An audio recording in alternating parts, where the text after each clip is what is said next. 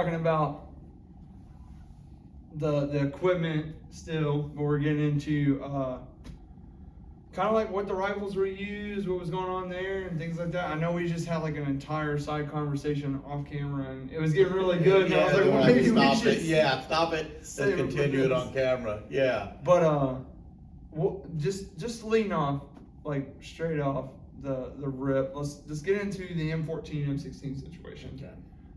Because I'll tell you right now, my favorite version of the M16 is the one with the grenade launcher and the fixed butt stock. I don't know why. The 203.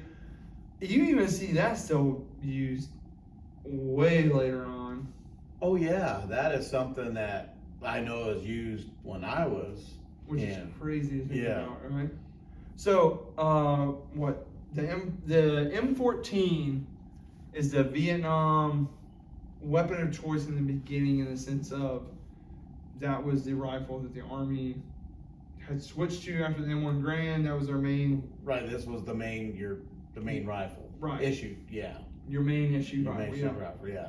So we get into Vietnam and realize Something this is not the gun for Vietnam. Which I agree with the caliber, but they said it was so heavy. Yeah, and I was reading that. What was it? I think I have it wrote down. I just wanted to see if I can find it real quick. It weighed something ridiculous too.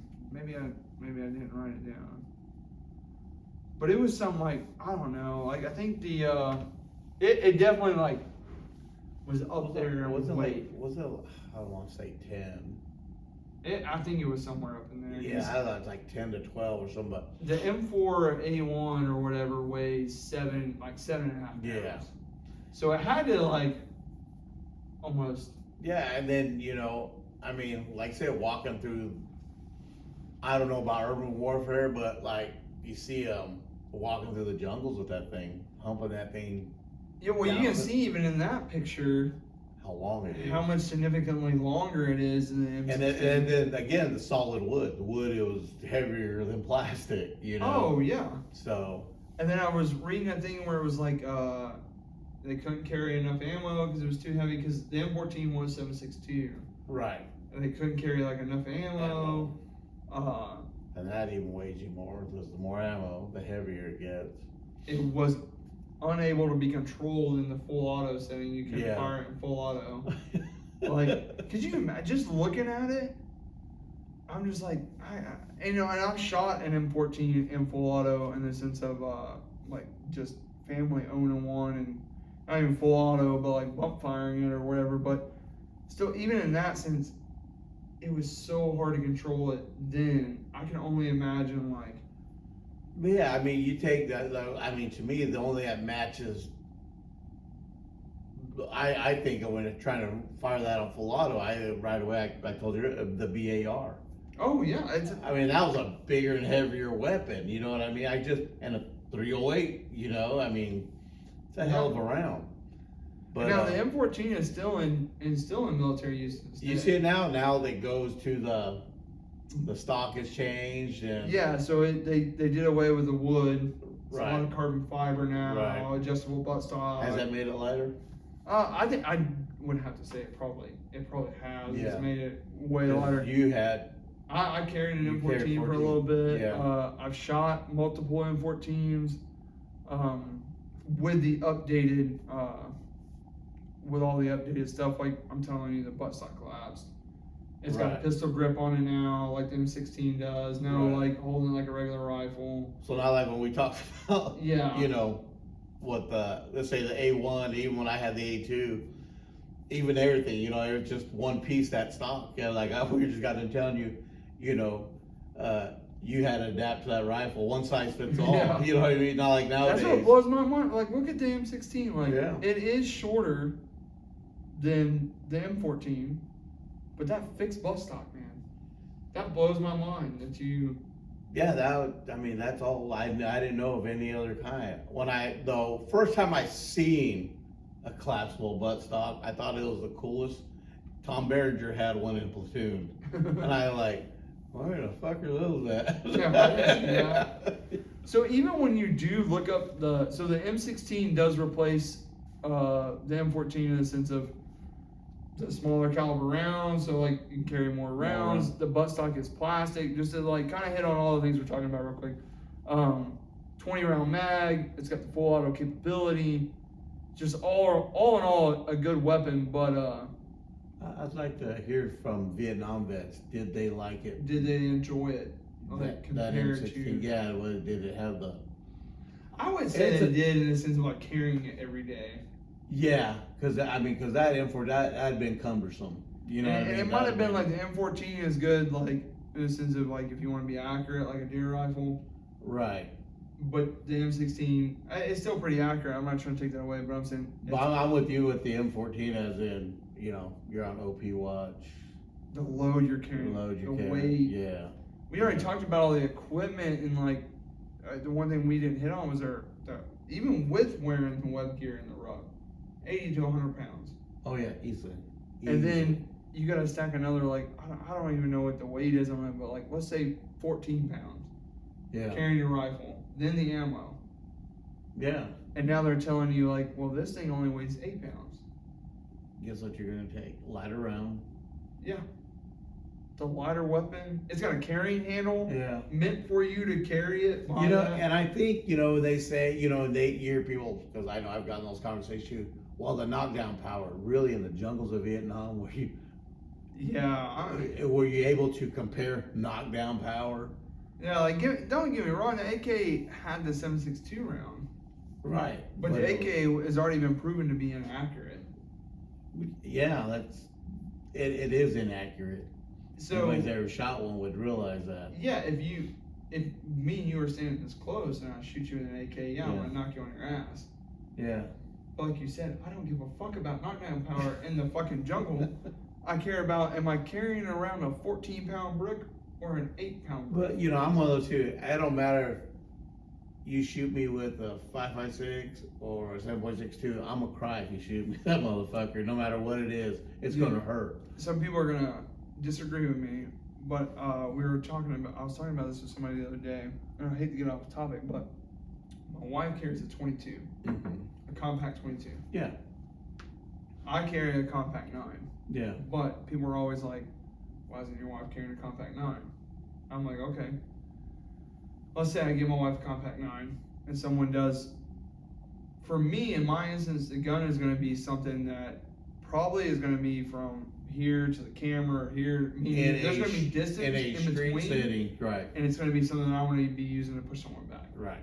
But for my wife, it's probably going to be someone's already on top of her. Like, let's be real. Right. Women are more subject to be raped, things like that. Right. So if my wife can pull out a small little itty bitty 22 that carries 15 rounds, hollow point 22, shove it in your gut and pull the trigger, there's two things that I don't have to worry about. One, the guy, like you said, is going to cry and stop after the first, at least two. When he feels that burn, yeah. And then the second thing is, I don't have to worry about the round going anywhere besides that guy's body. Right. If she's carrying a 9mm and shoves it in his gut, people are like, oh, she's not using hollow pointers. It isn't. Soft tissue. If you hit it the right way, the round's going to come out. You hit somebody with a fucking pellet gun or BB gun, they're going to feel it. So I'm like, if a 22 is this big, she can come back to it, put it in her purse, and she can pull it out and dump 15 rounds on somebody and don't have to worry about that round hitting anybody. You know, and I think that's a lot of what a lot of people who want to carry a gun, they don't think that responsibility. I always tell them, now you know you're responsible past your target. Yeah. Like, well, what do you mean? I said, that round goes through, you're still responsible for that son of a bitch ends. So let's say someone is trying to get on top of you. Yeah. You take a 9mm and shoot them in the throat. Well, if they're trying to do it to me, I'm paying them.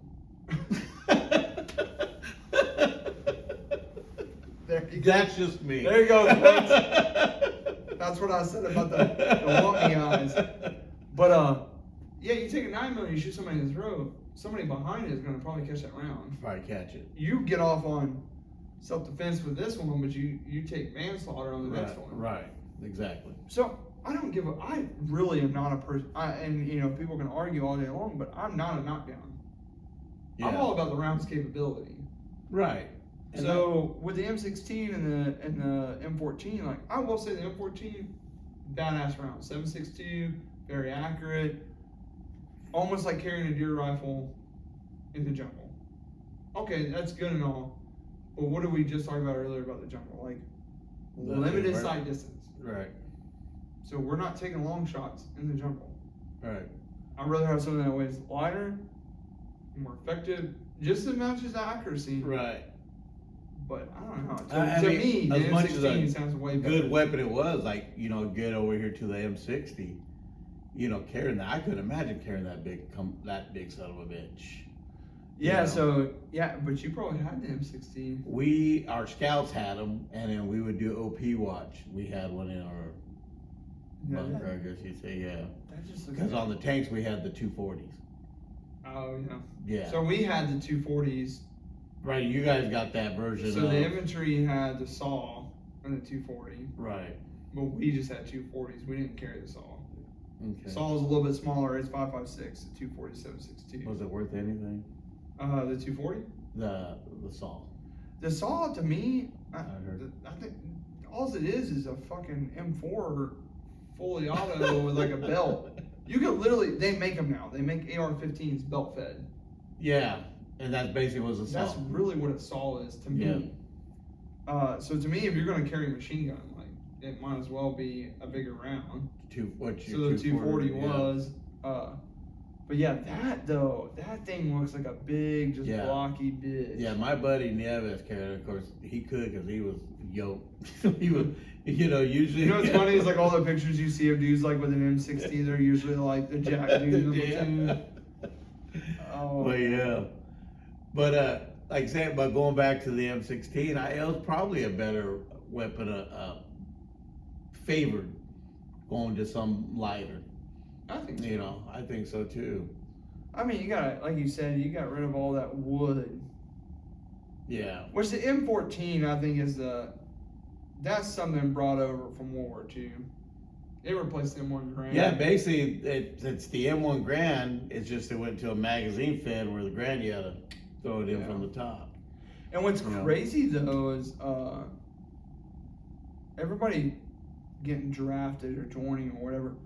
The Army still has to. They probably are in contract over the M14 or whatever.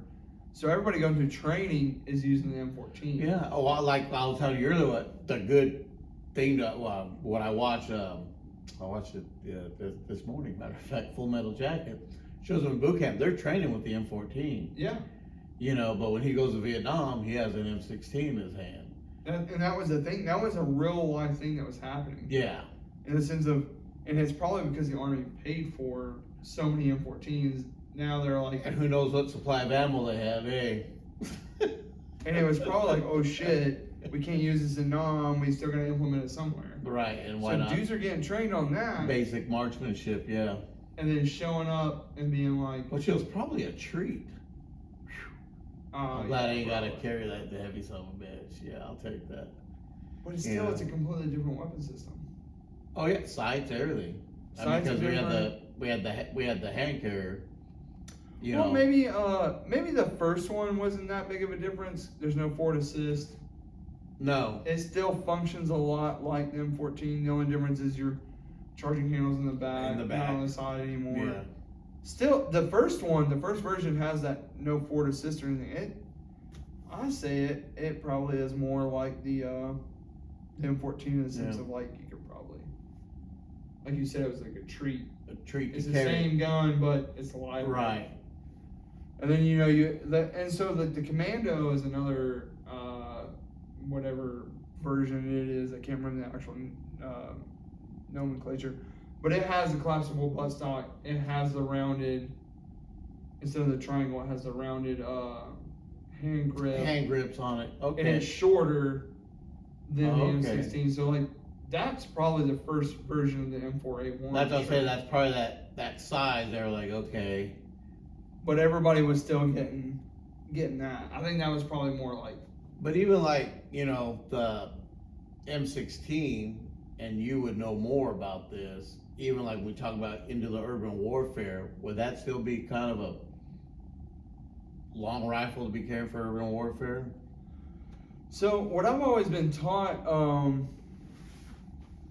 So I think back to I do for some reason when I think about the M16, I don't think about the Gulf War, and I'm sorry, but I think about Fallujah in the Marine Corps. That's what. Because the Marine Corps, it's not this version of the M16. They had the it's A2. The A2, right? Yeah. The rounded hand grip, stuff like that. But that's what I think about too. They're still carrying that one with the M203. Yeah.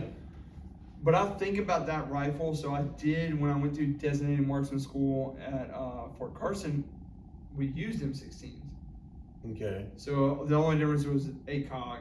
Right. So A2 fixed butt stock. That is a long fucking rifle. Yeah. You don't realize how much that fixed butt stock puts on you. So yeah, for urban combat, I think in the Vietnam era, way better than carrying the M14. Oh yeah. Like even searching huts, but the M16 overall, I felt so bad for the Marines in Fallujah.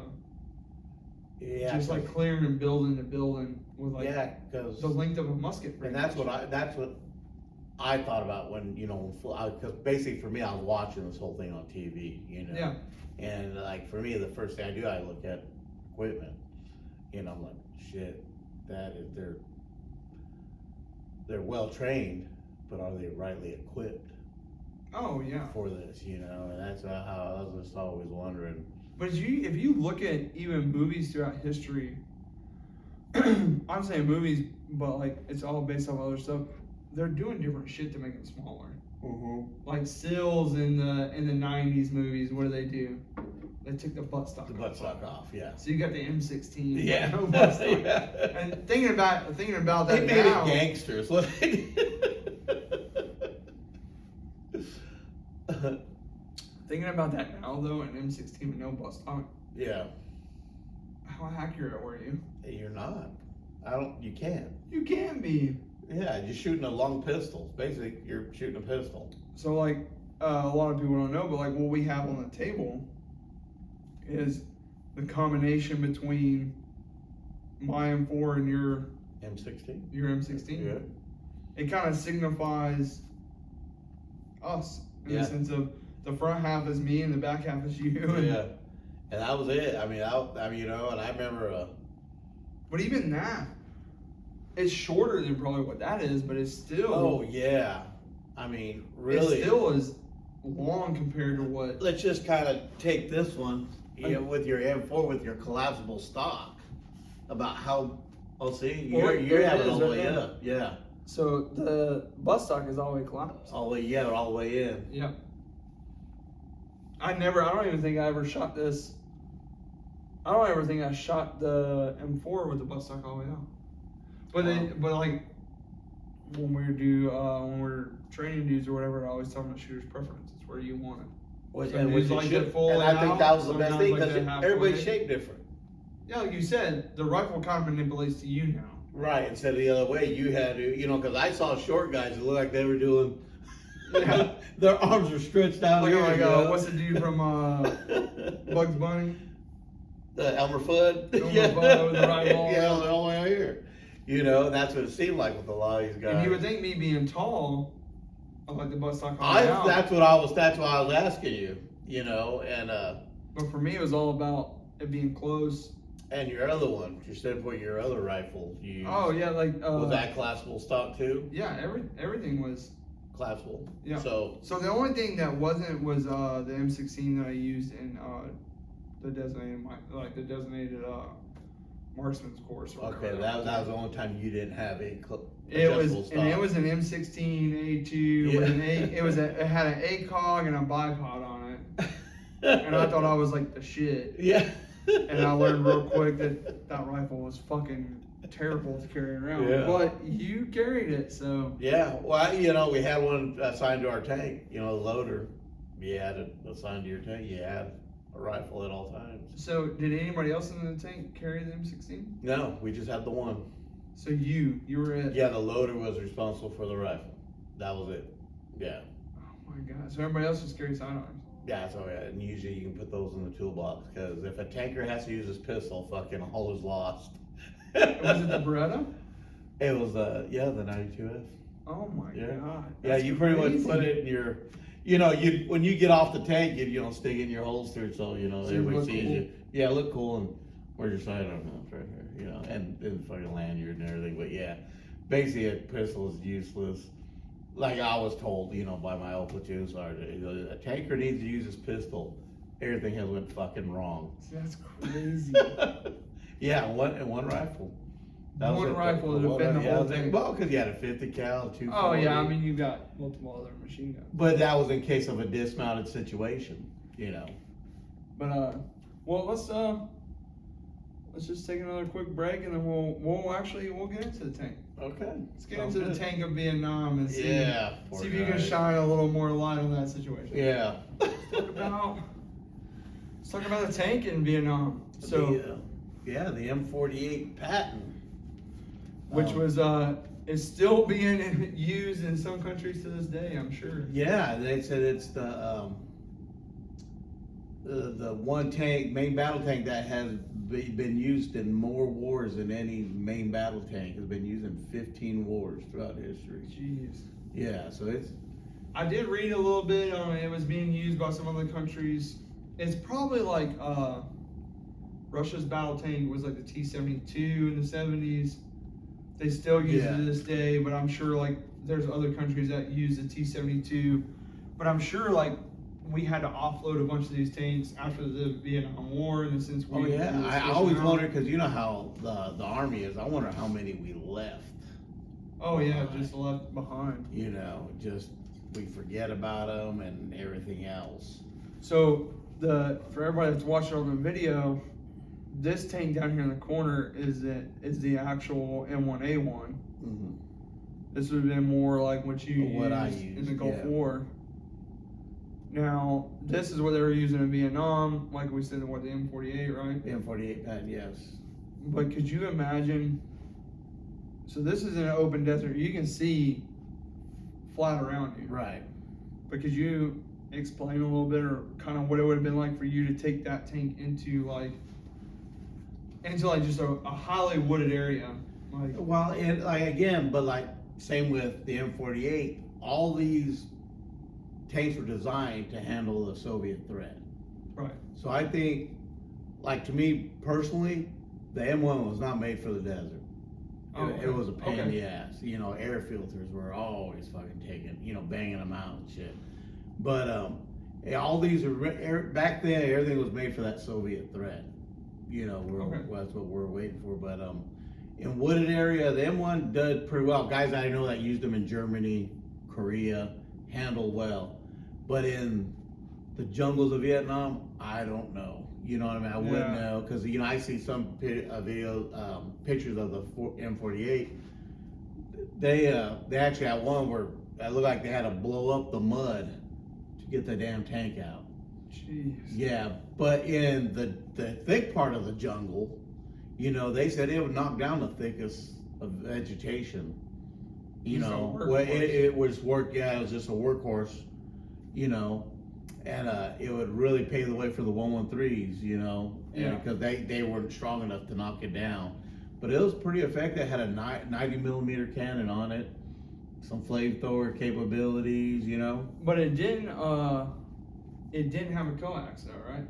No. I'm pretty certain it didn't have a coax. It didn't have a coax. They had that extended cupola on top with a 50 cal. Right. Yeah. So it had a secondary weapon system on the turret, but even looking at the where the M1 we do, you've got the 240. The gunner has the 240, and then the loader coax, and then you have a 50 cal probably. 50 cal and another 240 from the loader. Okay. So pretty well armed. Yeah, because even in this picture, you can see the 50 cal up top. Yeah. And probably the TC gunner area. Yeah. But then you had a 240 coax that was actually implemented in your turret. Yeah. Next to your gunner. Yeah, next to your main gun. Yeah. So he fired the main gun and also had the 240. If there was a troop engagement. Yeah. But then you look at this, there is no coax. It's kind of more like the Sherman on steroids. Yeah, another one because they replaced the Pershing. I think it was the 26 was what this one replaced. But and another thing too, with the M1 and those M1 is more low profile. Yeah, you can see it's more narrow, more skinny. narrow. You know, the sloped armor. You know, I mean, but the M48, I mean, it did its job there in Vietnam. You know, but I just, you know, always when you deal with tankers, you got mud, you're worried about your track. You know what I mean? And I'm sure those guys threw track a lot. That's a pain in the ass task right there. Yeah, it almost looks like that rear sprocket back there. Yeah, It has something like a little system to keep it from popping off. But this also had the center driver, right? Right, Had, like the center driver driver. located center. And your There's crew. Was it a 4-man crew? There's a 4-man crew in there. Yeah. But That's you know, it crazy. just and that looks like a real small turret too. It looks Like it looks like the Sherman on steroids. on steroids. It's Yeah, only they just difference, made it yeah. bigger. And diesel engine, where we're talking about the earlier models were gas. Yeah, the first versions Yeah, had and I- gasoline. What I heard, like going back to World War II, was the difference between, because the Germans used diesel. Well, they doesn't explode, ignite like Oh, gasoline like does. gas, So that's yeah. why our Shermans will just boom. Yeah. You know, diesel's harder to burn. And I know that's why one of the reasons why the Germans use diesel. And the other thing about the M48 is that, yeah, it is diesel, so it's got a little bit more power than the gas engine. But the difference between it and the M1A1 is the M1A1 has that turbine engine. Turbine engine, yeah. And it's multi-fuel, right? Multi-fuel, yeah, you can pretty much run on anything. So this is only running on one fuel source. And, I mean, we all know diesel, like, without a turbo. Yeah, Diesel can pull anything, but it's probably slow. Slow. Well, without that turbo, it Yeah. makes it hard. You know, another thing too, I guess, you think about, you know, you can only go so far into a jungle with a tank or any vehicle because, well, you can't get a refueler back there. Yeah. So you're limited on not just your distance forward, you gotta make sure you got gas to get back.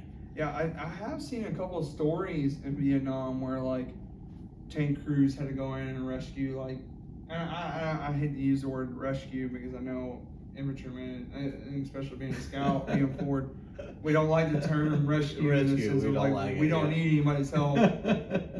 But I have seen stories where, like, the only way to get to the troops that were out there in the jungle was to cut a path with the tank. Tank, you know. Because they were inserted in probably by helicopter. Yeah, and you know, one thing that tanks do, you know, especially to civilians, they scare people. Yeah. Because they're humongous and they do fuck things Clunky, up. loud, and Loud, yeah, you hear them coming. Yeah, no such thing about being quiet in a tank. They No, know you're coming. they know you're there. Yeah. Speaking of that, I remember one time we were like, I think this is back when I was in Carson, when I was on Bradley's, but I remember sitting there one night and we were like pulling a screen line. And we're on a screen line and, you know, you're kind of tired and hazy. It's a training mission. But I remember hearing this loud fucking noise, just like, you know, like a jet coming. And I remember like waking somebody up and being, I think it was like my team leader or something. Maybe I was in a truck. I don't even think I was in the Bradley at the time. And I was like, what the fuck is that? Is that the enemy that we're looking for? Like, what's going on? And they're like, oh, that's just the tanks pulling up. And like, you heard them bitches. Like, Yeah. And when I heard them, they were at the bottom of the hill. Yeah. They weren't even up beside us yet. You hear that? And you can hear them just like, and Yeah. as they get closer, the louder. And they you know, get. it's funny, you talk about missing sounds. That was one thing I could sometimes just really miss that.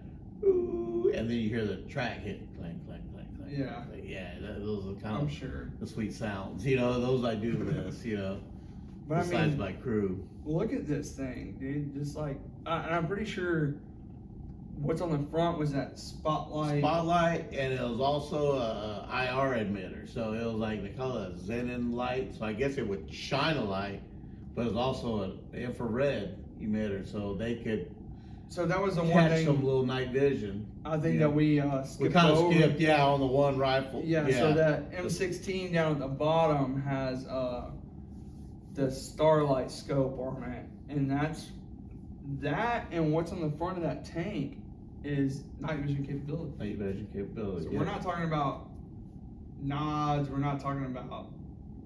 They're not looking through a screen inside the tank.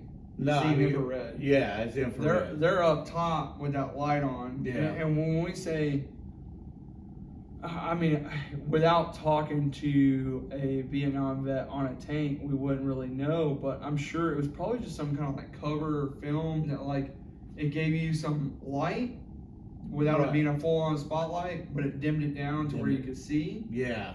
But it was still probably like what I imagine that as, honestly, is the L-shaped flashlight.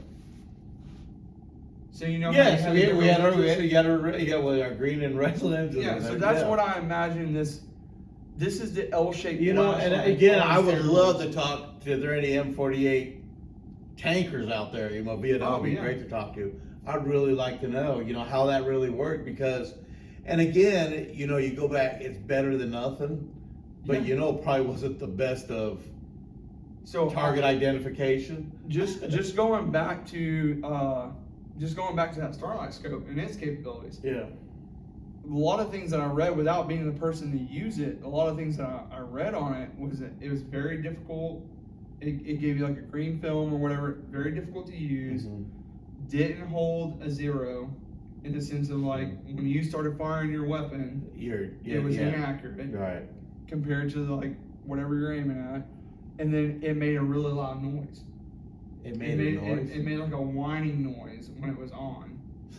So a lot of guys were even afraid to use it because It would put you spot on you. Yeah. yeah. So they said it gave off a noise, and then even like knowing using nods, it puts that green light on your eye. Yeah. It lights your face up. Face up. Yeah. They said that a lot of guys would say it was like owl eyes is what they would call guys that were using it in the sense of it would light their face up. Yeah. So a lot of guys didn't want to use it in the sense of it would give you a position where it's kind of like what we talked about with Fucking Sam right here. Watkins and the Yeah. Lantern. Yeah.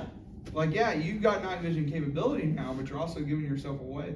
You've got this loud noise, you've got this light being projected on your face. Yeah. So I wonder if that's the same thing as this spotlight.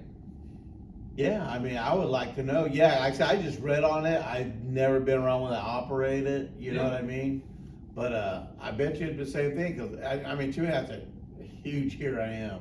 Bad enough you're in a tank. So you know what? Just putting the video out there that we're doing right now. If there is anybody that knows someone that operated a tank in Vietnam and operated the system like, Yeah, well, we would would love. love to I would just- love to talk to you for a little bit. yeah, have a conversation on the phone, whatever you can do, or come in, be on the show, whatever, and just talk about it because, like you said, just reading. From my understanding, this version right here with the cover off is just a giant flashlight, Right. and then I imagine it as like the L-shaped flashlight, and since you put a lens over it, it gives you some light, but it dims it down. Dims it down. So, But still, you're limited. And again, like, you know, I know with us, if it wasn't a good moonlight, it didn't matter. it didn't matter. If you're in a cloudy, it just didn't matter. You don't even pick it up and try to use it. You know what I mean? So I wonder, it would be great to talk to someone just to understand more about it because this is something that doesn't get talked about a lot in the Vietnam War. Well, tanks are pretty much skipped out. Nobody talks about it. It's kind of like, you know how I am. I read about the French Indochina War and the U.S. the Chaffee tank was what they called it, the Bison. The Vietnamese did, you know. But I would just love to know how these things really handled the jungle environment. I want to hear from somebody that did it. Yeah. Oh, I agree. You know? Because speaking of the 113, you know, the 113 I know was still around in your time. It was still around in my time. Yeah. And there's I can't remember the name of the movie, and someone will probably be able to figure it out just based on what I'm talking about. But I watched it. There's a group of Australian, because you know Australia is involved in Vietnam, which a lot of people don't know either. And they got a group of infantrymen cut off.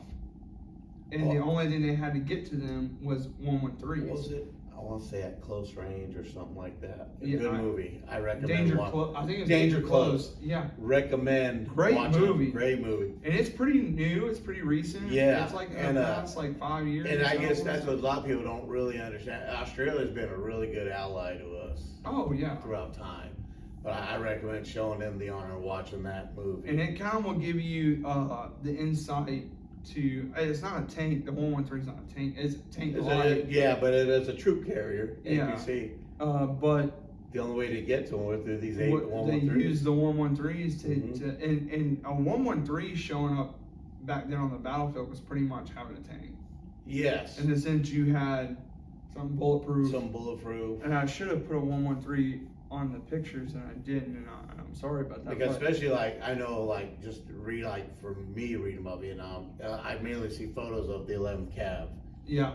You used them a lot, and the M48. You know, Yeah. you talk about an armored Cav regiment. There's another documentary that I watched that was like I can't remember the name of it now, but it's like it tells the stories of like and it's over different war periods, but it's like these. I think it's like overwhelming odds or something like that, or the odds are against us or something like that.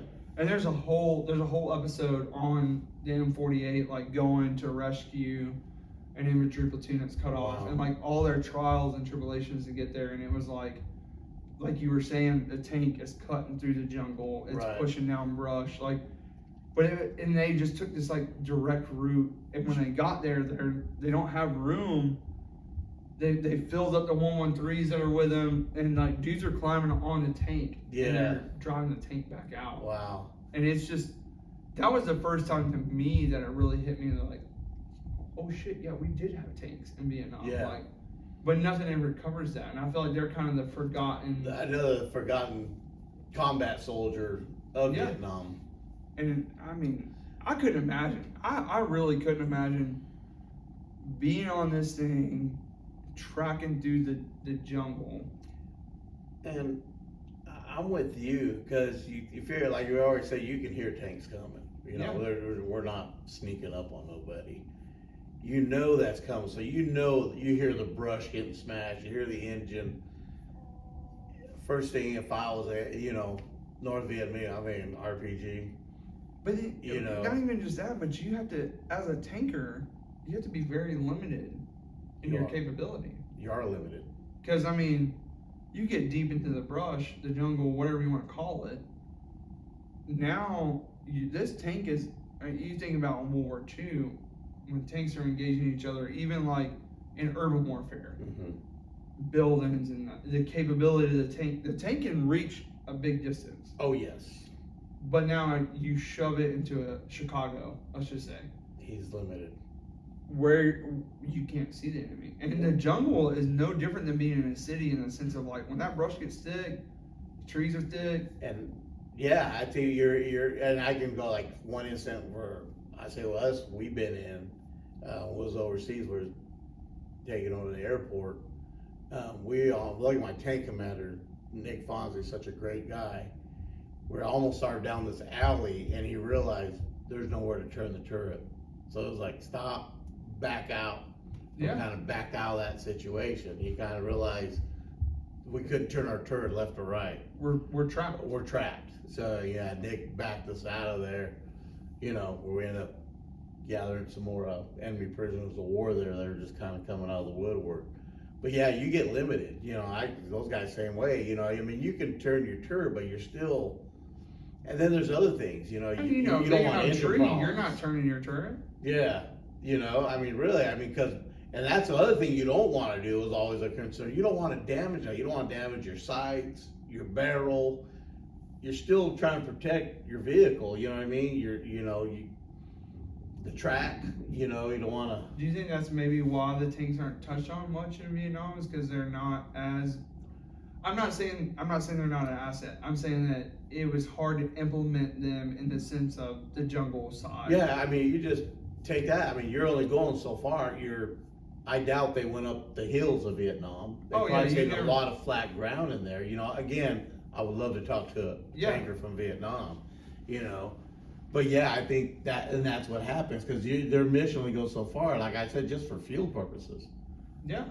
You know, I get out here And I think that Against the Odds, or whatever documentary I was watching, was like, that was one of the instances that they ran into, is in the sense of like, I don't know, I can't remember exactly, but I think it was like the tank commander, the platoon leader, or whatever, they were all just like, we're gonna go get these dudes, we're gonna do it, blah blah blah. Yeah. Which was very heroic in the sense of like, they just jumped on their tanks and went. Yeah. But I think that was one of the things they ran into on the way in, was like they're on a short timeline in the sense of like we have enough fuel to get there, pick them up, and get back, and either eliminate the enemy and people push up and refuel us, or we're gonna turn this directly into a rescue mission in the sense of we gotta get these guys and get out. Right. And I remember on their way back out, I do remember this, which has got to be confusing. It got dark.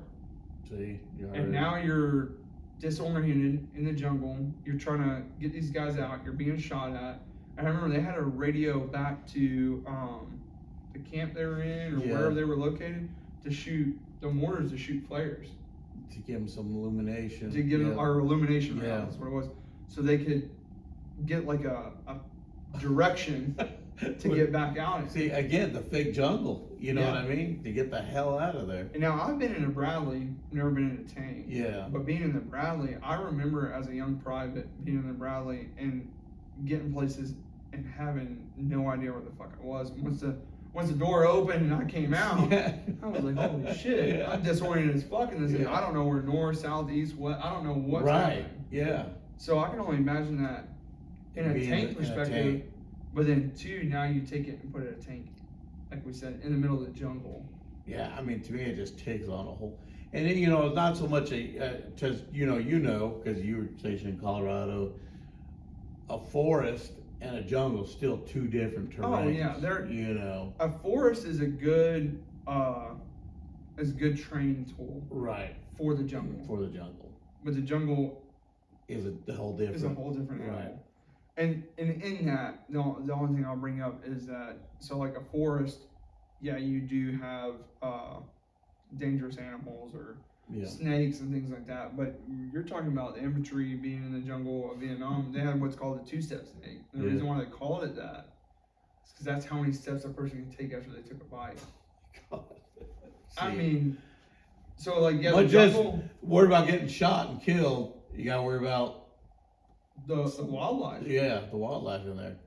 The humidity. I mean, dude, and I can only imagine. So your tank probably, and I'm not trying to say you had it easier, but your tank probably had AC. Well, it wasn't AC. We had it's called an NBC system, nuclear biological system. Yeah. And all you did was turn it on, and it's basic. It'll set up. You hook up if we had to go to our mast, you hook it up, and the air blows. But you can turn it on and unzip your Nomex and stick it in there, and you just pull off the sled. Get a little air to it. Yeah. I highly doubt them. They didn't have that. I don't think they had those capabilities. I bet just like that guy, 9 times out of 10, you probably were happier to be outside the tank than you were to be in it. Because I can imagine, like, in the jungle, the humidity, the heat, everything. Oh, yeah. This becomes a sweat box. Oh, yeah. Well, especially, like, when it rains, those things don't seal up unless you use your system. But, you get rain through the hatch because it leaks, so you're sitting with a poncho on. But when the sun comes out, it turns into like another steam bath in there. Yeah, I'm sure. So I could bet those guys, it was miserable. There was no happy place. Oh, I'm in a turret, hot and miserable. Get outside, hot and miserable. But like on a daily basis, if I didn't have to probably be in that turret, I wouldn't want to. I think that's what a lot of people skip over in Vietnam is the environment. The environment. I mean, don't get me wrong, the desert is hot. And I still, to this day, there's no heat that will touch what I felt in Iraq. But I will say in Iraq, there's no humidity in the sense of... It's dry heat. It's dry heat, yeah. And I've gotten into conversations with people where they want to come at me and be like, well, in Arizona, it's a dry heat. And I'm like, yes, but 110 is still 110. Exactly. Like I always tell people, when it hit after 100, it's fucking hot. And I think that's why they probably trained in Fort Polk. Mm-hmm. Yeah, because it's probably the best you can. I mean, Tennessee is very humid. Don't get me wrong. Well, I think Louisiana's probably, especially down in that's probably the closest to a jungle environment you're gonna get, or I'm sure. I mean, besides going into Florida and getting into a swamp. Right. I mean, Louisiana's probably the best thing for replica you can create. Yeah. But being in that, I'm looking at that right now and just that picture, not this one as much, this reminds me, I don't even know if this is in Vietnam. This might be like out in Oregon or somewhere out in the West Coast. But that there, that, seeing the palm trees and stuff, that right there, you can see the rust even. I don't know if that's mud or rust, but it looks like rust on the turret. That's rust. I mean, you talk about just the air, you know what I mean? Just being humid all the time. Like, yeah. I don't think there was anywhere you could be in Vietnam that was comfortable. Yeah. If you're a combat soldier, there was nowhere that was comfortable. Like you were saying, just being in the tank, being in the turret, being on the ground. It's all sucked. It all sucked. That whole, and you know, and I heard it was, you know, you talk to guys, it was beautiful, beautiful country. But when you're there fighting, it's probably not the most ideal place to be at. And it's just like I was telling before, you know, we had some guys, and there's a lot of guys that talk about this in Vietnam, but we had some guys like going out to their first training regiment in Fort Campbell. So the training in Fort Campbell versus Colorado is completely different. Right. The Colorado training environment, I think Colorado is probably perfect for Afghanistan in the sense of like the weather, the terrain, things like that. Being in Fort Campbell is kind of like that one picture that I showed before is my Vietnam picture. Yeah. It makes you feel, we were inserted on helicopters and things like that, but just the environment, I was telling them, they were like, oh, it's not that bad. I'm like, wait until we cross into the woods. What you're feeling right now is about 20 degrees cooler, 10 degrees, 15, whatever. I don't. Some weather guy will probably be like, well, it's only a 5-degree difference. But I'm telling, from me doing it, it feels like a 20-degree difference. Right. In the sense of, you're standing out in an open field, it's hot. The sun's beating on you, it's humid, whatever. But once you cross into the woods, that canopy's created, that moisture's trapped. And you don't cool off like you think you would. It's just humid and thick and muggy. And I can only imagine that's what it had to be like. Oh, yeah. I mean, for all those guys, you know, especially just nasty all day long, you know. Yeah, and this is probably when we see a lot of like, I know trench foot came in World War II. That was a lot of dudes not wanting to take their boots off in the winter and things like that. And the boots are leather. But I think trench foot and stuff probably had to be a major killer. Not in the sense of like it kill people, but a major like just morale killer. You know, it's almost, you know, it's funny you mentioned that. First thing I go back was Forrest Gump. Lieutenant Dan was talking about taking care of their damn feet was their main thing. And you kind of see that. Because I'm sure them bitches were rotting off. Oh yeah. In the jungle and stuff. Like I mean, don't get me wrong. In the desert, your feet get sweaty and stuff, but it's a different type of. And I think we had a different type of care in the sense of like where we were and being able to take our boots off and stuff like that. But we're talking about those dudes on 30-day patrols. Yeah, they probably carried more socks than they did shirts. And the crazy thing to think about it is, I had a place to go back to at the end of the day where you feel safe, you can take your boots off, you can let your feet air out. Yeah, no, those guys are there. They didn't have that option. 16 to 30 days out there just. And they're making their own little camps, full of security. Every night. Everything like that. Every night was. And not being able to take your shit off. Yeah. You're probably in the worry of like, if I take my boots off. Yeah, if something happens. You know what I mean? I'm pretty sure that was always on their mind. Or if you did it, it was real quick. Foot powder, clean socks, boom, boom, boom. Yeah. Put them on. Get your shit back on, be ready to go. So, just talking about the tank, for my short time, I say short time, I think I was there for like 4 years, but at Carson, being on the Bradley, being a heavy scout, that's pretty much tank life. It is. I would consider it, because you've got a gunner, a BC, a Bradley Commander, a driver, and your dismount. You don't have a loader. No, because everything is chain gun. Yeah, it's a 25 Mike.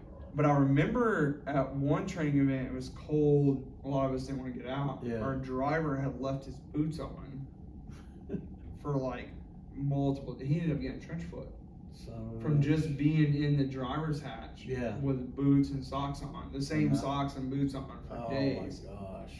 And that's in a dry area. It's cold. Colorado. And he's not getting out of the tank and walking in the snow, getting his feet wet and getting back in. Right, that's just sitting right there in that station. And he's getting trench foot in there. So I can only imagine, like, what these guys went through.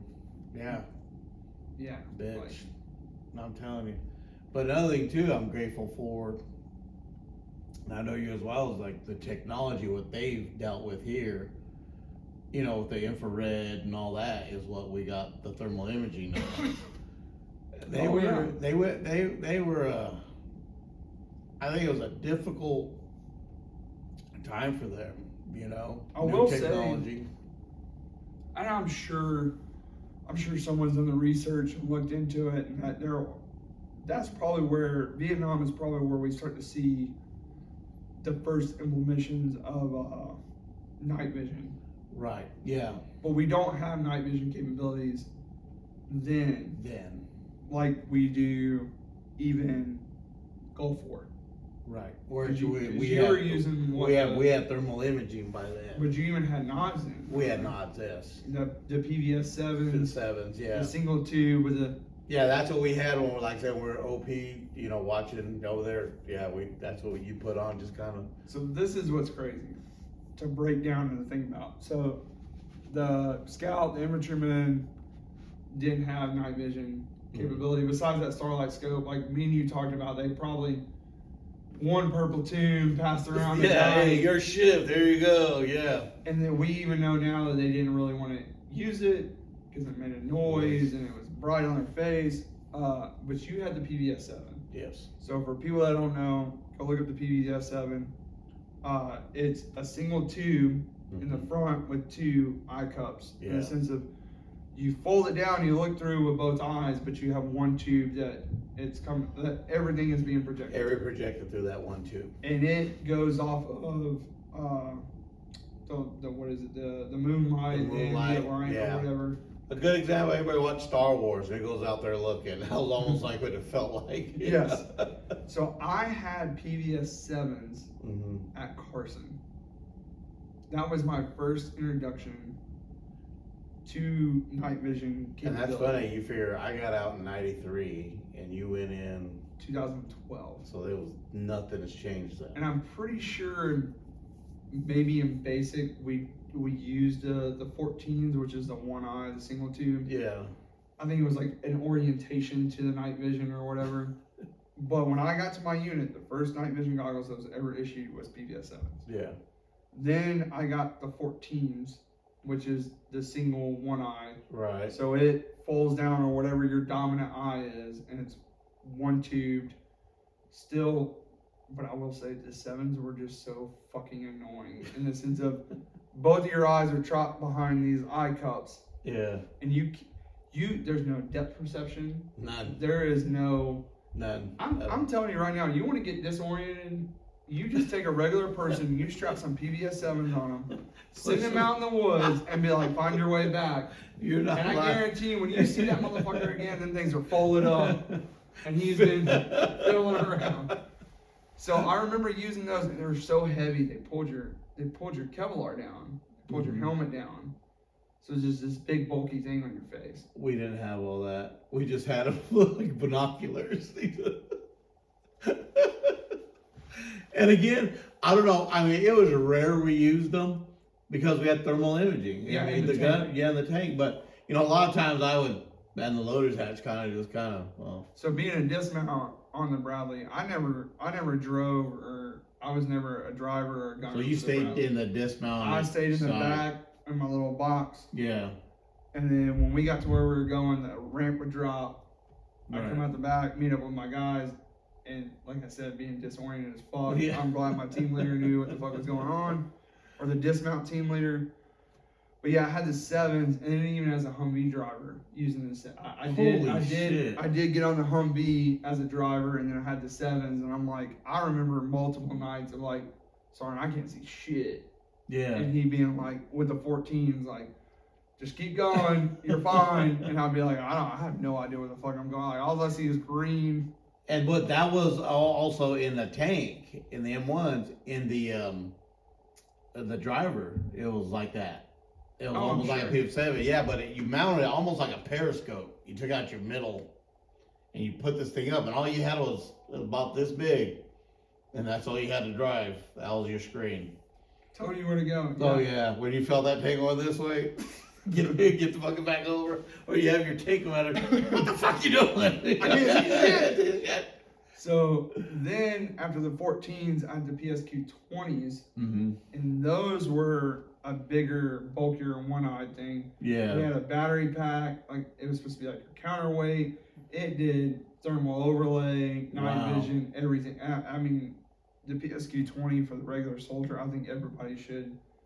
I know like special operations have like the best shit. The quad tubes. I know like you see pictures of SEALs with like looking like a frog, literally, you know, like all this other shit. And those are really cool, and they give them peripheral vision and everything. And they're special operations, they deserve them. Right. They should get the best.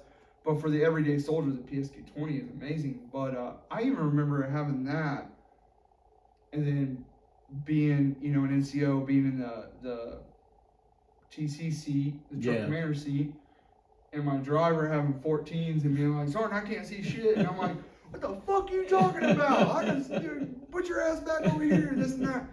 But then it goes back to, well, my TC had the 14s, I had the 7s. Then you go back to these guys and like, I could only imagine being that driver in this and being like, literally, I can't see shit. Yeah. In the sense of, there is no night vision capability. There is no. Yeah, unless they had. I mean, I don't think they did. Like I said, I'd love to talk to a tanker because I don't. I think the M48 was the first implementation, the first time they implemented like the infrared. Infrared. But like I said, I don't think it's in the form of like what me and you were talking about, in the sense of like the screen, right, in a camera. It's this spotlight thing. Yeah, and that's and it's probably the cover they put over it changes the way the light reflects. You know. So I mean, it'd be nice to talk to one, but you're right though. But like, this was the beginning of this night vision capability, and I think that's probably when the Army realized like we need to be able to operate at night. Because for some reason, think about this, which is kind of neat because nowadays, you know, all right, missions go start at 3 a.m. Yeah, most of our operations start at night now. That was us. Yeah. But you think about it, the capability of this, even as an infantryman and stuff, the Viet Cong and the NBA and stuff can move very well at night. And they still had, you know, there's multiple references to like Hueys flying at night. Yeah. And saying that they saw lantern light coming down trails and stuff like that. So they're using lanterns and stuff, but they know the terrain. That's it. They know how to move through the area. You're fighting somebody in their backyard. I mean, those so without things. They had no night vision capability. Just no knowledge of the terrain. But they were more capable at defeating us at night than we were. Yeah, because of their knowledge. Yeah. Of their backyard. Which is insane. So I mean, that moves us back into the helicopter world. We've already talked a lot about the Huey. I mean, I still love that picture right there. Just seeing it sitting there. I've never had a desire to fly a helicopter, but if someone gave me the chance to fly that, I would do it. But the Chinook. The Chinook, been around a long time, still in effect. So if we're sitting here comparing their technology to ours and what they had versus what we had, the Chinook is something that has stood the test of time. Yeah, and like, especially, you know, going back, like what we were talking about earlier, you know, I heard the Chinook's the only helicopter that get it up into the high terrains of Afghanistan. Yeah. You know. So when this was first implemented, it was actually, what was it, the CH-46? So it was a Marine. The C-9. Yeah. And the Marine Corps was the first ones to implement it. I'm pretty positive, and if you are from that era and you can correct me, I'm happy to hear it. Not like us talking about Sam Watkins in the Civil War being like, fuck you if you're a historian. But if you know about this and you were there, please. I am super happy to hear it because I spent a lot of time on these. I spent a lot of time on the Black Hawk. But the Chinook, from my understanding and reading, it was first implemented by the Marine Corps, and the Army really didn't want it because it didn't meet like their capabilities that they were looking at. Like it was. Yeah, when you're talking about it, it's almost like it was stuck in the middle. Yeah, it was too light for some things. It was too heavy for others. It was too bulky. Bulky was it? Yeah, the other one you said was bulkiness. So with the Huey and being air mobility, I completely understand it in the sense of it was fast. But it could only carry 6 troops. 6 troops, and it was agile. Yeah. You know what I mean? But you gotta think there's a pilot, a co-pilot, probably 2. This one doesn't show up. There's 2 door gunners. 2 door gunners. And it was almost back then. It was pretty much like the Apache helicopter of its day. It could be outfitted with armament, right? And they throw rockets. Rockets. Yeah, it was pretty. You know, at that time too, the Cobra was kind of dabbling. The Cobra got implemented, which the Marine Corps still uses to this day. It's a skinnier version of the Apache. But they had some names for this that I had wrote down earlier. So if it was implemented with rockets, they called it a frog or a hog.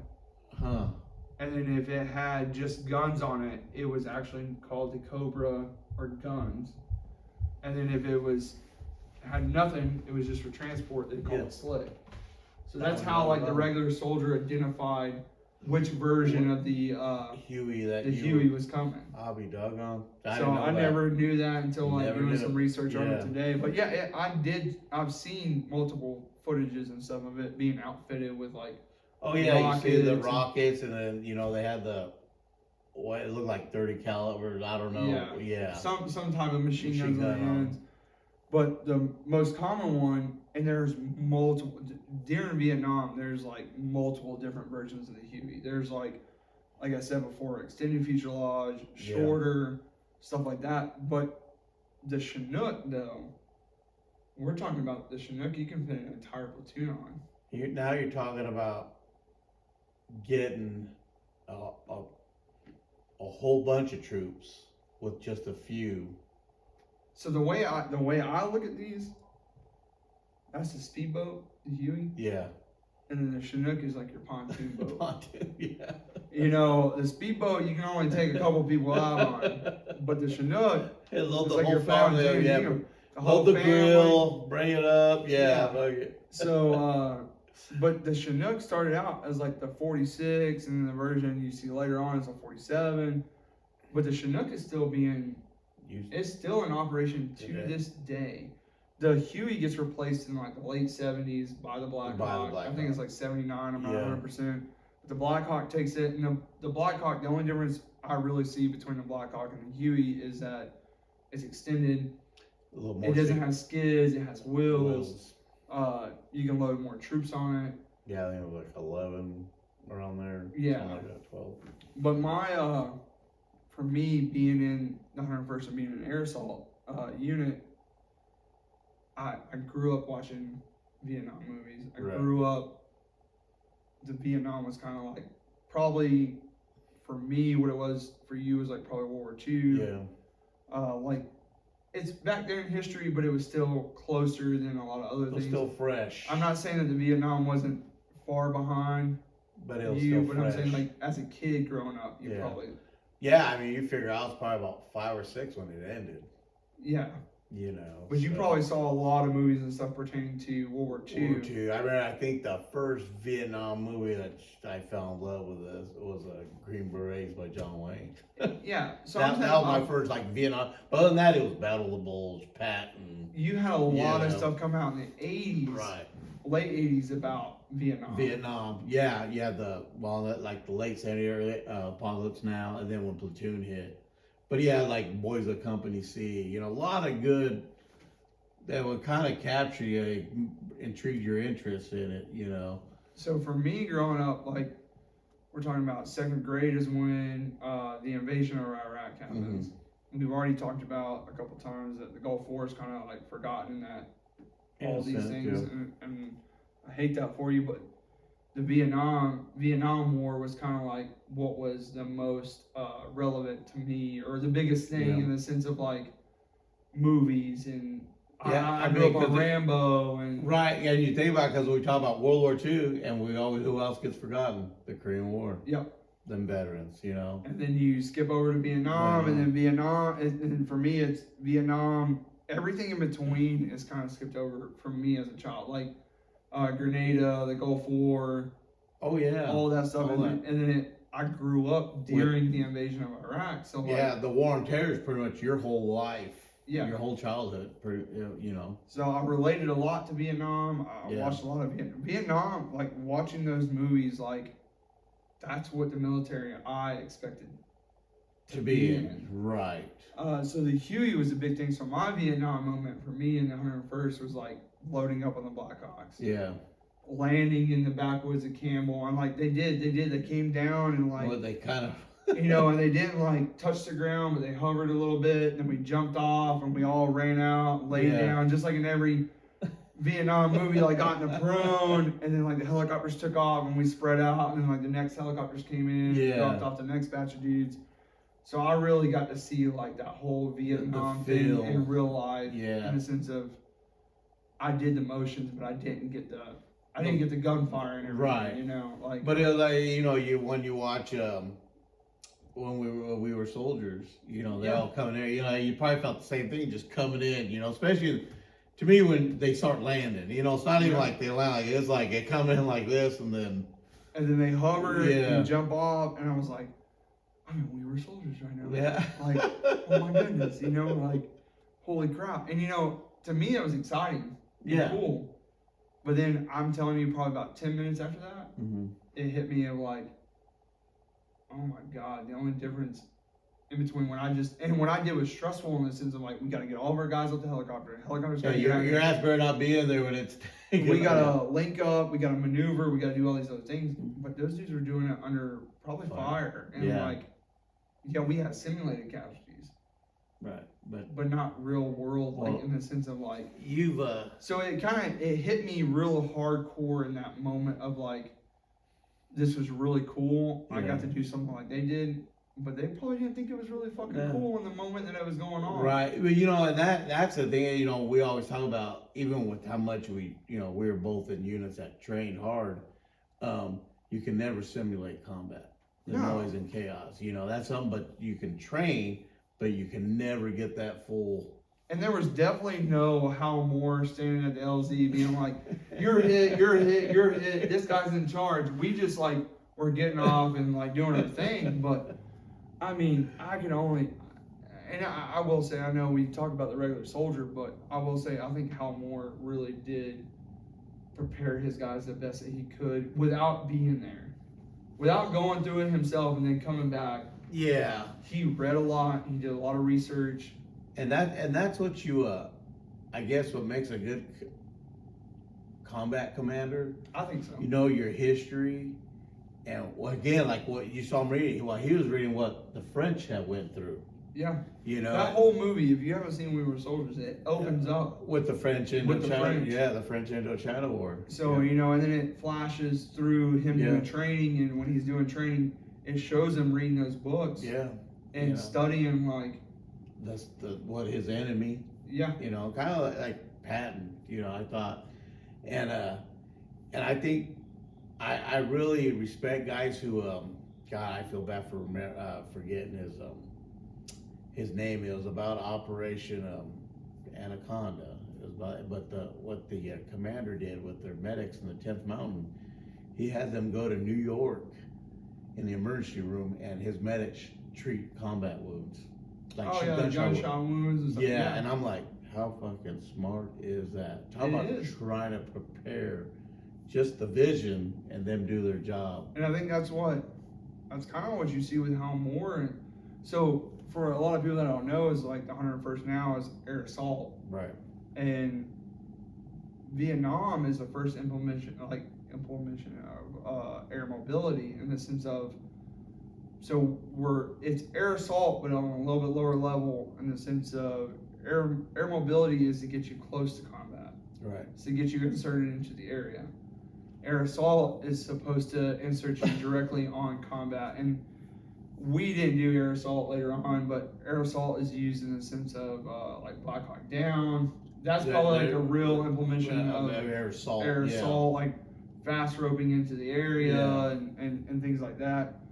Even us being inserted into combat zones later on, it's more like air mobility. You're using the helicopter to get from point A to point B. Like especially like in Iraq, was Yeah, it more yeah. like air mobility? Yeah, get like I would close? say, like, you know, if you're gonna take troops from one point to another, the helicopters are flying into safe areas in the sense of Right. they're not even safe, but like, okay, go back to Clint Romachet in Afghanistan, Fort ID, when they get overrun, right? And he Right. receives a Medal of Honor. The way they're getting guys in and out of the outpost is through Black Hawk helicopters, in the sense of the Black Hawk comes in and lands, guys get out, they go in the outpost, guys are leaving, get on the helicopter and leave. That to me is more the air mobility. Air mobility, right. That's what we saw in Vietnam. Right. And now, I think there's a fine line to ride in that, in the sense of when Hal Moore shows up in the beginning, it's air mobility in the sense that that helicopter is landing next to enemy, where they think the enemy is, right. and the troops are supposed to push out, make contact, do their Right. thing, and the helicopters are supposed to reinforce and evac. and things like that. Right.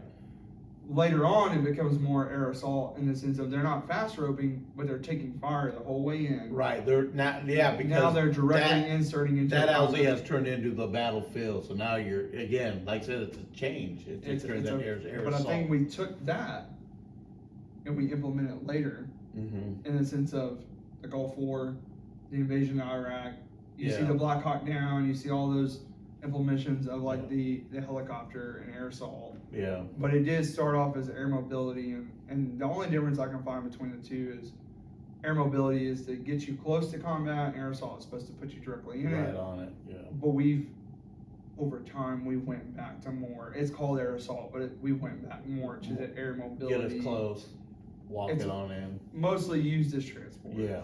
And I will say, I think without the helicopter in Vietnam, the casualty rate, the fighting would have been I completely think it would have different. been higher. I mean, you know, it would have been higher. But I think it's a double-edged sword in the sense of, okay, you look back to World War II, it's all about taking terrain because you have nothing but soldiers on the ground. right. You have the airborne that right. can drop in, but once you drop those troops, They're you in. have to cut a path to them Right. to get back to them. To get back to them. The thing with Vietnam is, I think the reason why we start losing that terrain fighting is a sense of we could insert and pick up just as easy as we can pick up guys just as easy as we insert them. Answer them. Yeah. And if you look at a lot of stories of guys from Vietnam, the 173rd, the 101st, any of those, a lot of them are being inserted, take this hill, they take the hill, helicopters are picking them up and taking them to the next Yeah. hill or next area Yeah. of fighting, and we're leaving that terrain and it's being recaptured weeks later. Right. And you know, like a good movie, if you guys go watch Hamburger Hill. Yeah, oh, it's the perfect. Oh yeah, they fought and fought. Next thing you know, all right. They're being picked up by a helicopter. Yeah, that you know, and I understand it was probably difficult to come up with a battle line. That's what I always try Yeah. to, you know what I mean? Yeah, I agree. So, and I guess it's, again, I was never there. I mean, was that never established in Afghanistan too? Because I know there's a lot of parallels when Yeah, you go from I Vietnam mean, to Afghanistan. Afghanistan is a very complicated place, just like I'm sure Vietnam was. is. Yeah, that's what I'm saying. You guys got so much in common. Oh yeah, I'm sure. But the thing that I'll go back to real quick on the Vietnam thing is, I think we had a new system. Right. We had new technology. We had the helicopter to move people around the battlefield. Right. And we see the helicopter being used in the Korean War for a lot of people that don't know. Like, Oh yeah, we had helicopters then. watch MASH. I know a lot of people dog on MASH and they're like, oh, I saw my grandpa. But watch MASH. That's the first time Yeah. we're using helicopters in Helicopters. combat. This is still a Bringing new, wounded off the battlefield. this is still a new thing. Yeah. But I think where we get lost in Vietnam with the helicopter is we have this new tool, we have this new thing to use. And I'm not taking away from the soldiers that took the battlefield and Right. fought. I'm saying I think higher up echelon, military, government, whatever, didn't really understand the best way to implement this new tool in the sense of we were moving troops too much. Right, we never Why didn't we, like you said, Yeah. why didn't we establish a battle line and then use the helicopter take that terrain. Yeah. to re-fortify or to take out the wounded? And like I said, I wasn't there. I don't know 110% Right. what Vietnam's like. Like when we talk about the Ho Chi Minh Trail, you know, how come we, again, I don't want to do nothing to disrespect them, but. And we're not. We're just you know, asking questions. Yeah, I mean, what made it so hard not to create a battle line? And you know, even looking at the documentaries and stuff and looking at the soldiers that were there, Mm-hmm. it was just like me and you in the sense of there is no cause to the cause for us to get there is different from the cause while we're there and while we're leaving Right. and things like that.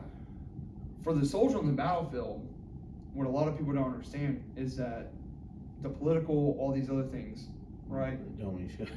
They're gone. They're gone. Yeah. You're in survival mode. Yeah, and just. But why weren't better decisions being made up top in the sense of like we were talking about, like why don't we create these battle lines, and then why didn't we implement the helicopter in different ways in the sense of like, okay, we can leave some guys here, but we need to reinforce the east. Yeah. Pick up dudes, reinforce the east. Reinforce Okay, them. now we need to reinforce the west, Right. the north, whatever. Instead, we were just taking points, Yeah. making these dudes fight 10 days, like Hamburger Hill, 10 days, take this hill. And then. And then leave it. immediately pull them off of that. And leave it. Like even in one of the documentaries, the guy says there was no time to celebrate even victory. Yeah, because they already had to pull out of there. Yeah. Well, we were soldiers. They pulled out of there just as quick as they got in. You know? I it was mean, like once they took the hill. they pulled out. Yeah. Nothing was, no base camp, nothing was established there. So I think that leading into Afghanistan, that's a little bit of the difference in the sense Yeah. of outposts are established. Yeah. But using, the helicopter is a humongous tool in the Vietnam War in the sense of you can't just cut a line to the jungle No. like you could in Germany, like cut a line straight to. Right, because a lot of flat ground until you got to the bigger mountain ranges, right? Even in the Ardennes forest, we still cut straight lines and establish, Straight through there, yeah. but it's a little bit more spread out. But the jungle, the helicopter allows you to skip a shit ton of terrain. Right. Insert where you need to fight and fight. But why are we inserting and fighting, taking, and then That's what happened. I mean, you read, I mean, we kicked the shit out of them on the battlefield, yeah, you know, and I just, you know, we see it now, the higher ups. We see bad calls now. and that's why I can wrap my head around why we pulled out of Vietnam in the sense of what was going on back home. Yeah. A lot of protests. I think only like 40% of Americans supported the war. Yeah.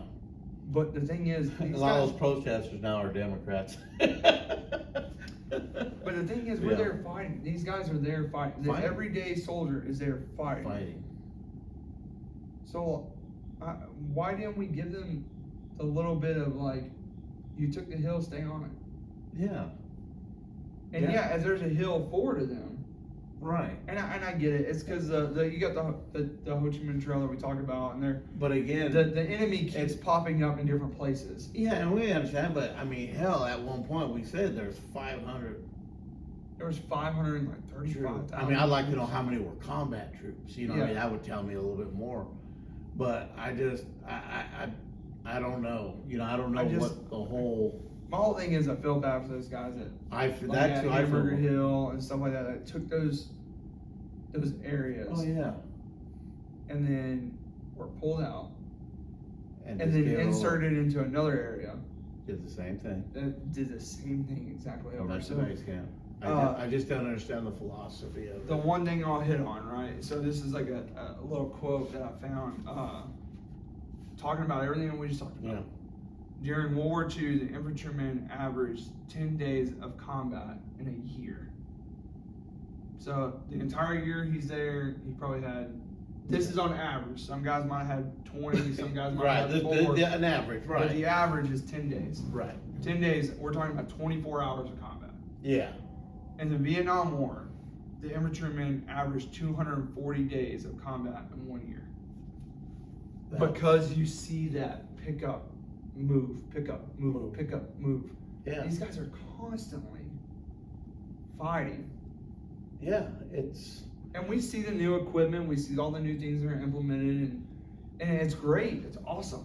But I think again, I think the regular soldier got done dirty. It got done dirty, and it was ran fucked up. Yeah. Ran fucked up. And then who suffers? Your everyday soldier suffers. And then the sad part, the sad part for those guys, they came home to an ungrateful nation. Yeah. And whether, I'm sure there's people today that are still kicking and alive and everything that maybe protested and everything, and like, I see both sides. I understand, and like I said, we're not political. We don't care. We're here for the everyday soldier. I see both sides though. I see those people protesting at home thought that they were doing the right thing by getting the American soldier home. Yeah, I mean, yeah.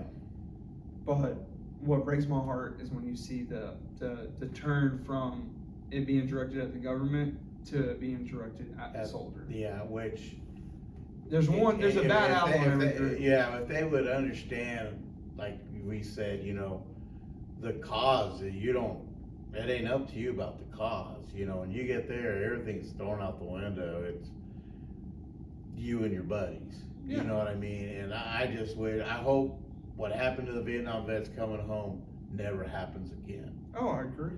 We owe them so much. The thing that people don't understand is a lot of those guys didn't have a choice. No.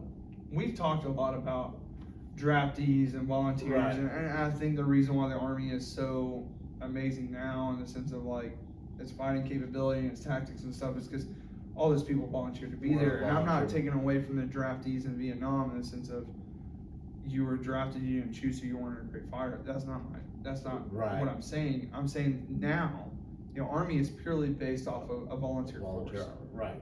Back then, there's guys that are attending college, there's guys that are working regular jobs, establishing households and everything else that receive a letter in the mail saying, you gotta go. Yeah. So for them to go and fight and then witness the horrors that they witnessed and lose brothers and lose guys they consider family. Yeah. To come home to an ungrateful nation. That breaks my heart. That's what I think shatters me more than anything, how they had to come home. Because it's one thing to accept the fact of what you're doing. Right. Volunteering to go. And come home to an ungrateful nation. You're gonna be pissed off. You're right. But at the same time, you're like, well, I made the fucking choice. And we talked about that with 1,000 times. In the end, I raised my hand for this shit. Yeah. But those guys didn't. We're talking about at one time. I mean, there's like, the number's probably incorrect, but it's like 36,000 draftees.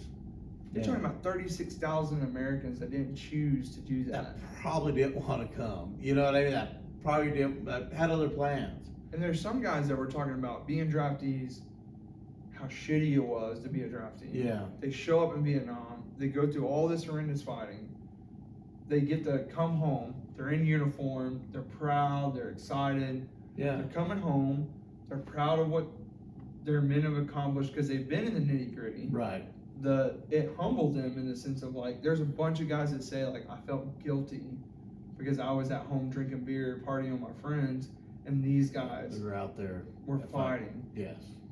And they come home proud just to be spit on. Or called names. Disrespected, all the way around. Anything like that. And I'm like, dude, like, they didn't choose. Exactly. And my thing is, and I raised my daughters like this, I told them, at some point in your life, you're going to have your own ideals of America, how it should be ran. I said, but all I ask is no matter what you think, is you never disrespect the military. Yeah. Because they are the wall that's giving you this, you know what I mean? Yeah. And just hit on that. My grandfather, we're coming up on his anniversary from when he passed, but he helped me a lot with like the things that I struggled with in the military. And I remember at one point in time telling him that like I was mad Mhm. I hated the American people for the way they talked about and the way they treated the war in Afghanistan and Iraq. Mm-hmm.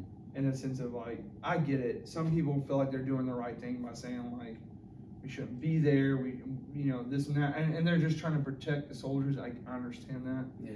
But the thing is, we didn't choose. We chose to raise our right hands up, but we didn't choose where and when we fought. Right. That's not up to us. So instead of bitching and complaining, or being just these lazy people, or whatever you want to call it, there a bunch of different things like piss me off. But the best thing he ever told me was like, you're fighting, or anybody that's fought any war in the past is doing that to give that person the freedom to say what they want, the freedom to do what they want. Yeah. So like, it gave me a different perspective in the sense of like, I might not agree with what you're saying, and I might not like what you're saying, Right. but the military fighting and doing what they've done gives you the right. Right, and that's all I ask, to respect that, respect the military. Because I was like you, I mean, I remember, not like, well, back then when you talk about being angry, I was, especially, and this is what I'm saying about the common things we have in Vietnam vets, like with you, to me, it's like the theater you were in. Yeah. To me, us Gulf War veterans, Desert Storm, our health problems hit us 25 years later. Yeah. That's what happened to Vietnam vets. That's what I'm saying. There's so much They about sacrifice Vietnam's so much. sacrifice, and that's something I always will never. That's what I feel. My connection with the Vietnam vet. One day you're just sick, and I was, and what got me, I was more mad at my government more than anything. Yeah. The government I swore to protect were the first motherfuckers to spit in my face when I got this illness from when I was overseas. Yeah. Like to me, the American public don't owe me nothing. No. I don't want no discount. You know what I mean? We talk agree. about that. It's I don't require it. I don't ask for it. And I agree. I think it's awesome that businesses offer the military discount. But at the same time, I feel bad that a mom and pop shop that's trying to make a living is giving a veteran 10%. Yeah, like for me, the government doesn't want to give you 10%. Yeah, exactly. Yeah, That's what. That's right along and the like lines I said, we're I'm not at. trying to get political, but that's just how I feel. It's like Well, with veteran care, what I mean, and that's what it comes down to, And I always appreciate but I never ask for it or nothing like that. You know what I mean? I really don't. But I will say, for the Vietnam vet, they did more fighting on the battlefield and off the battlefield than I think any other generation of war fighter has had to do. I mean, in our country's history, and they really have, and I owe them. We talk about owing them. And I think America owes them so much respect. Oh, I agree. And their stories to be told, because a lot of them, like I said, there's one Vietnam vet that he was in the Eye Training Valley. He saved my life. He got me the right counseling when I needed it. And I think that's why, we chose to do Vietnam as abroad. Yeah. Because we talked about it, and like, we're going to get into other conflicts and battles and things like that, and I'm not saying that they hold any less meaning than Vietnam, but for me and for you, I know personally, Vietnam holds a really tight, hard spot in our hearts, in the sense of, when we do a Vietnam battle or anything like that, I guarantee every piece of it we will try to be 110% on the facts. And facts, yes. Because we care and love them so much, in the sense of like, what they've done. We want their story to be told, and told right, as perfect as it can be. Because they deserve that. They've earned that right. Many people have told the Revolutionary War, the Civil War, World War I, World War II, multiple different conflicts, and like, I feel like it's okay to have the facts a little messed up on those, in the sense of like, there's plenty of other references that you can go to. Right. But the Vietnam War, for me personally, and for you, I know it's just one of those things that it's just. I feel like it's got to be done. It's got to be done absolutely perfect to give them justice and the honor they have earned, deserved. moving forward, I mean, if we dig into Vietnam anymore, I know we will be on point and everything. Pretty sure maybe we can bring him. I would love to have a someone from vet Vietnam on our show. On the show. If you guys know anybody or anything like that, just Yeah. feel free to reach out to us. I mean, you can find us on the Staying Together Vets Facebook page or on the YouTube channel where you're probably watching us right now. Put in the comments, let us know. Let us know anything, I would be more than honorable to bring. Yeah, I would love to have someone sitting across from us and if he's just willing to go through it. just to bullshit with us and We don't even have to get into nitty gritty. No, just, we just what it's like. Yeah, everyday life. Yeah. You know what I mean? Just everything for them. But I think that's all we got. Yeah. Thank you guys. And again, respect the Vietnam vets. Yes. And make sure, so I know a lot of people viewed the last episode, but make sure you guys hit the like button, hit the subscribe button, put in the comments what you think we're doing right, what we're doing wrong, and we'll figure it out and we'll move on from there. But thank you guys for watching. We're really excited to bring something new to you next week. Like I said, just get in there, hit the like button, hit subscribe. That's how we can determine what we're doing is the right thing. Right thing to do, yeah. And if you absolutely just don't like what we're doing, then go fuck yourself. We don't care. Even a thumb down is a middle finger up. Yeah.